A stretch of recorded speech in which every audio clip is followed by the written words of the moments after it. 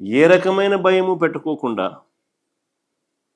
మార్కెట్ను రంగప్రవేశం చేయనీయకుండా మొత్తం అడ్డుకుంటే చంద్రబాబు నాయుడు గారు ఇక రైతులకు ఏ రకంగా లాభం జరుగుతుంది? రైతులకు లాభం జరగాలి అని అంటే రెండు జరగాలి.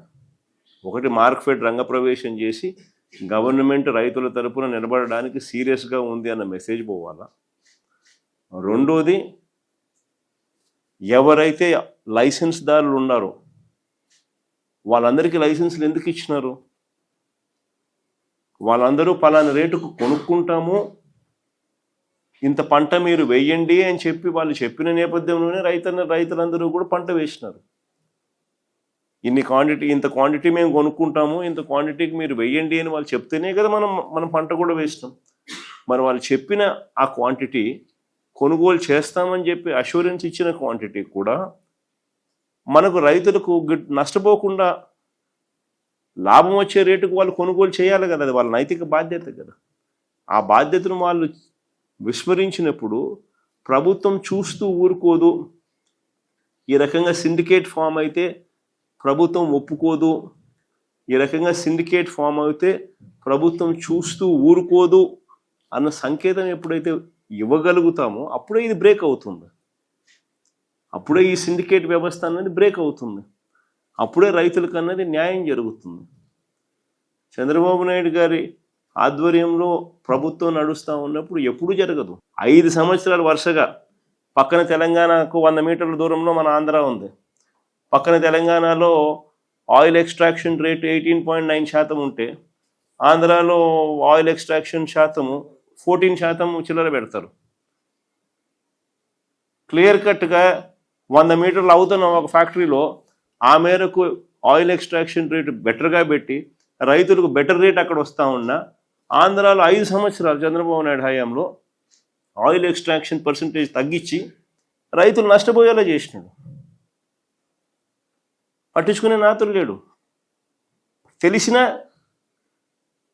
తెలియనట్టుగా ఓహో అన్నట్టుగా రైతులు నష్టపోనిలే అన్నట్టుగా వ్యవహరించిన తీరు, ఇవన్నీ ఎప్పుడు చెక్కుపడినాయి? రైతులు ఎప్పుడు నష్టపోకూడదు, రైతు చల్లగా ఉంటేనే రాష్ట్రం బాగుపడుతుంది, రాష్ట్రం బాగుండాలి అని అంటే రైతు ముఖంలో చిరునవ్వు ఉంటేనే రాష్ట్రం బాగుంటుంది అని చెప్పి ఒక రైతు పక్షపాత ప్రభుత్వంగా మనం వచ్చినప్పుడు మాత్రమే ఈ మార్పులు జరిగినాయి.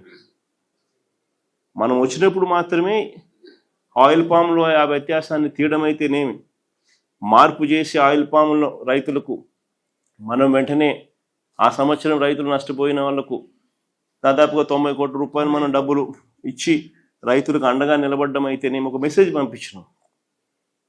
ఆ మెసేజ్ పంపించడంతో ఆ తర్వాత రేట్లన్నీ ఆటోమేటిక్లీ 10 సంవత్సరం పెరుగుతూ పోయినాయి.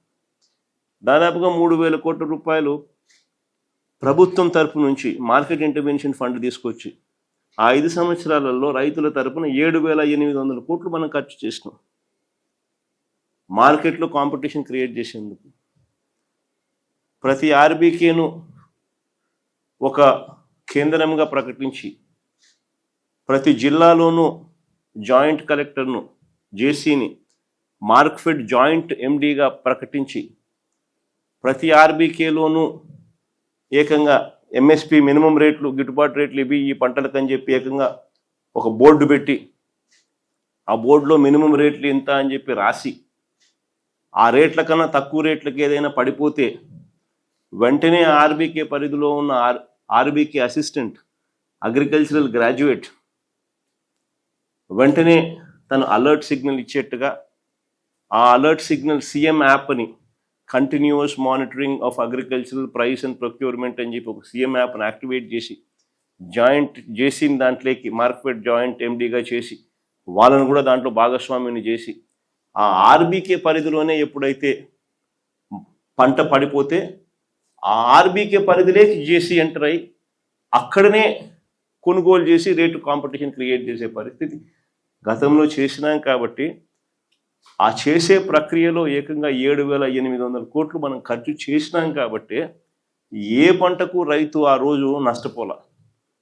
గిట్టుబాటు ధర రాని పరిస్థితి అనేది ఏ రోజు ఒక ఇష్యూ కింద కూడా తయారు కాల.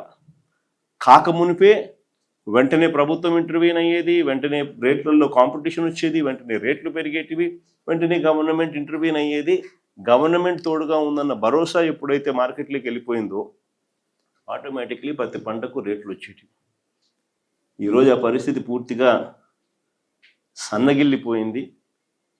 రైతులకు ఈ ప్రభుత్వం తోడుగా లేదు అన్న మెసేజ్ ఉంది కాబట్టి దళారీల వ్యవస్థ ఈరోజు సిండికేట్గా మారి రైతన్నలందరినీ కూడా పూర్తిగా నష్టపరుస్తూ ఉన్న పరిస్థితి ఈరోజు రాష్ట్రంలో కనిపిస్తూ ఉంది. అయినా కానీ ఖచ్చితంగా మన పోరాటం అనేది ఖచ్చితంగా జరుగుతుంది. ప్రభుత్వాన్ని మేలుకొల్పే కార్యక్రమం ఖచ్చితంగా చేయగలిగింది. ఎట్లాగో మన ప్రభుత్వం రావాలన్నా, రైతులకు నిజంగా మంచి జరగాలన్నా, శాశ్వత మంచి జరగాలన్నా మనం చేయగలిగిన ప్రస్తుతానికైతే 3 సంవత్సరాల ఓపిక పట్టాల్సిందే. కాబట్టి ఈ లోపల కూడా మనం గమనుండే కార్యక్రమం అయితే చేయకూడదు. ఖచ్చితంగా రైతుల తరపున ఈ ప్రభుత్వం మీద ప్రెషర్ క్రియేట్ చేసే కార్యక్రమం అయితే చేయాలి. ఇందులో భాగంగా నేను కూడా ఖచ్చితంగా నెక్స్ట్ వీకో ఈ నెక్స్ట్ 10 days 10 daysలోనే నేను కూడా ఏదో ఒక ప్రాంతంలో నేను కూడా నా పర్యటన పెట్టుకునే కార్యక్రమం కూడా చేసుకొని ఇది ఈ మాదిరిగా ఇంక ప్రెజర్ పెట్టే కార్యక్రమం బిల్డ్ చేస్తూ పోవాల్సింది. మన ఆక్వా కూడా అదే పరిస్థితిలో వాళ్ళు కూడా వెలుబెలలాడిపోతూ ఉన్న పరిస్థితిలో అక్కడ వాళ్లకు భరోసా ఇచ్చే కార్యక్రమమే చేసినాం. అక్కడ కూడా సేమ్ సిండికేట్ ప్రాబ్లం. అక్కడ కూడా మార్కెట్లో రేట్లు క్రాష్ చేయడానికి కోసం వీళ్ళంతా సిండికేట్ అయిన పరిస్థితులే కనిపించి అక్కడ కూడా రైతులకు భరోసా ఇస్తూ గట్టిగా సిండికేట్ బ్రేక్ చేసే ప్రయత్నం చేస్తున్నాం. ఇప్పుడు కూడా అదే పరిస్థితిని మళ్ళీ ఇక్కడ కూడా కొనసాగిస్తాం. అన్ని రకాలుగా రైతులకు తోడుగా ఉండే కార్యక్రమం వైఎస్ఆర్ కాంగ్రెస్ పార్టీ తరఫున ప్రతి జిల్లా కేంద్రంలోనూ ఎక్కడెక్కడైతే ఏ జిల్లాలలో రైతులు ఇబ్బందులు పడుతూ ఉన్నారో ఆ ప్రతి జిల్లాలోనూ వైఎస్ఆర్ కాంగ్రెస్ పార్టీ ఆ పర్టికులర్ రైతుల సమస్యల మీద రైతులకు అండగా ఉండే కార్యక్రమం ఖచ్చితంగా అడుగులు వేస్తూ పోతుంది. మొత్తం పొగాకు రైతులందరికీ కూడా జరుగుతూ ఉన్న పరిస్థితులు ఏ మాదిరిగా ఉందన్న మెసేజ్ రాష్ట్ర వ్యాప్తంగా కూడా పంపించే కార్యక్రమం కూడా చేసే ప్రయత్నంలో భాగంగా అక్కడ చేస్తాం. ఆ తర్వాత కూడా ప్రభుత్వంలో ఎటువంటి చలనం రాకపోతే ఇంకా కొద్ది రోజులు గ్యాప్ ఇచ్చి మళ్ళీ కందుకూరులో కూడా ఆ తర్వాత కూడా మళ్ళీ పెట్టే కార్యక్రమం కూడా మళ్ళీ ప్లాన్ చేస్తాం. అంటే ఖచ్చితంగా ఈ ప్రభుత్వం నిద్ర నటిస్తూ ఉన్న ప్రభుత్వం కాబట్టి ఇట్లా కాంపిటీషన్ క్రియేట్ చేసేందుకు ప్రతి ఆర్బీకేను ఒక కేంద్రంగా ప్రకటించి ప్రతి జిల్లాలోనూ జాయింట్ కలెక్టర్ను జేసీని మార్క్ఫెడ్ జాయింట్ ఎండీగా ప్రకటించి ప్రతి ఆర్బీకేలోనూ ఏకంగా ఎంఎస్పి మినిమం రేట్లు గిట్టుబాటు రేట్లు ఇవి ఈ పంటలకని చెప్పి ఏకంగా ఒక బోర్డు పెట్టి ఆ బోర్డులో మినిమం రేట్లు ఎంత అని చెప్పి రాసి ఆ రేట్ల కన్నా తక్కువ రేట్లకి ఏదైనా పడిపోతే వెంటనే ఆర్బీకే పరిధిలో ఉన్న ఆర్బీకే అసిస్టెంట్ అగ్రికల్చరల్ గ్రాడ్యుయేట్ వెంటనే తను అలర్ట్ సిగ్నల్ ఇచ్చేట్టుగా ఆ అలర్ట్ సిగ్నల్ సీఎం యాప్ని continuous monitoring of agricultural price and procurement అని చెప్పి ఒక సీఎం యాప్ని యాక్టివేట్ చేసి జాయింట్ జేసీని దాంట్లోకి మార్కెట్ జాయింట్ ఎండీగా చేసి వాళ్ళను కూడా దాంట్లో భాగస్వామిని చేసి ఆ ఆర్బీకే పరిధిలోనే ఎప్పుడైతే పంట పడిపోతే ఆ ఆర్బీకే పరిధిలోకి జేసీ ఎంటర్ అయ్యి అక్కడనే కొనుగోలు చేసి రేటు కాంపిటీషన్ క్రియేట్ చేసే పరిస్థితి గతంలో చేసినాం. కాబట్టి ఆ చేసే ప్రక్రియలో ఏకంగా 7,800 కోట్లు మనం ఖర్చు చేసినాం. కాబట్టి ఏ పంటకు రైతు ఆ రోజు నష్టపోల, గిట్టుబాటు ధర రాని పరిస్థితి అనేది ఏ రోజు ఒక ఇష్యూ కింద కూడా తయారు కాకమునిపే వెంటనే ప్రభుత్వం ఇంటర్వ్యూన్ అయ్యేది, వెంటనే రేట్లలో కాంపిటీషన్ వచ్చేది, వెంటనే రేట్లు పెరిగేటివి, వెంటనే గవర్నమెంట్ ఇంటర్వ్యూన్ అయ్యేది. గవర్నమెంట్ తోడుగా ఉందన్న భరోసా ఎప్పుడైతే మార్కెట్లోకి వెళ్ళిపోయిందో ఆటోమేటిక్లీ ప్రతి పంటకు రేట్లు వచ్చేటివి. ఈరోజు ఆ పరిస్థితి పూర్తిగా సన్నగిల్లిపోయింది. రైతులకు ఈ ప్రభుత్వం తోడుగా లేదు అన్న మెసేజ్ ఉంది కాబట్టి దళారీల వ్యవస్థ ఈరోజు సిండికేట్గా మారి రైతన్నలందరినీ కూడా పూర్తిగా నష్టపరుస్తూ ఉన్న పరిస్థితి ఈరోజు రాష్ట్రంలో కనిపిస్తూ ఉంది. అయినా కానీ ఖచ్చితంగా మన పోరాటం అనేది ఖచ్చితంగా జరుగుతుంది.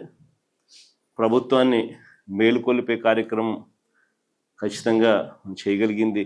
ఎట్లాగో మన ప్రభుత్వం రావాలన్నా, రైతులకు నిజంగా మంచి జరగాలన్నా, శాశ్వత మంచి జరగాలన్నా మనం చేయగలిగిన ప్రస్తుతానికైతే 3 సంవత్సరాలు ఓపిక పట్టాల్సిందే. కాబట్టి ఈ లోపల కూడా మనం గమనుండే కార్యక్రమం అయితే చేయకూడదు. ఖచ్చితంగా రైతుల తరపున ఈ ప్రభుత్వం మీద ప్రెషర్ క్రియేట్ చేసే కార్యక్రమం అయితే చేయాలి. ఇందులో భాగంగా నేను కూడా ఖచ్చితంగా నెక్స్ట్ వీకో ఈ నెక్స్ట్ 10 days 15 days 10 daysలోనే నేను కూడా ఏదో ఒక ప్రాంతంలో నేను కూడా నా పర్యటన పెట్టుకునే కార్యక్రమం కూడా చేస్తాను. చేసుకొని ఇది ఈ మాదిరిగా ఇంక ప్రెజర్ పెట్టే కార్యక్రమం బిల్డ్ చేస్తూ పోవాల్సిందే. మన ఆక్వా కూడా అదే పరిస్థితిలో వాళ్ళు కూడా వెలుబెల్లాడిపోతూ ఉన్న పరిస్థితిలో అక్కడ వాళ్లకు భరోసా ఇచ్చే కార్యక్రమమే చేసినాం. అక్కడ కూడా సేమ్ సిండికేట్ ప్రాబ్లం.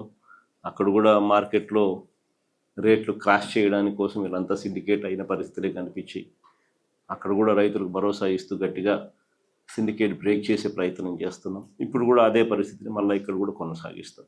అన్ని రకాలుగా రైతులకు తోడుగా ఉండే కార్యక్రమం వైఎస్ఆర్ కాంగ్రెస్ పార్టీ తరఫున ప్రతి జిల్లా కేంద్రంలోనూ ఎక్కడెక్కడైతే ఏ జిల్లాలలో రైతులు ఇబ్బందులు పడుతూ ఉన్నారో ఆ ప్రతి జిల్లాలోనూ వైఎస్ఆర్ కాంగ్రెస్ పార్టీ ఆ పర్టికులర్ రైతుల సమస్యల మీద రైతులకు అండగా ఉండే కార్యక్రమం ఖచ్చితంగా అడుగులు వేస్తూ పోతుంది.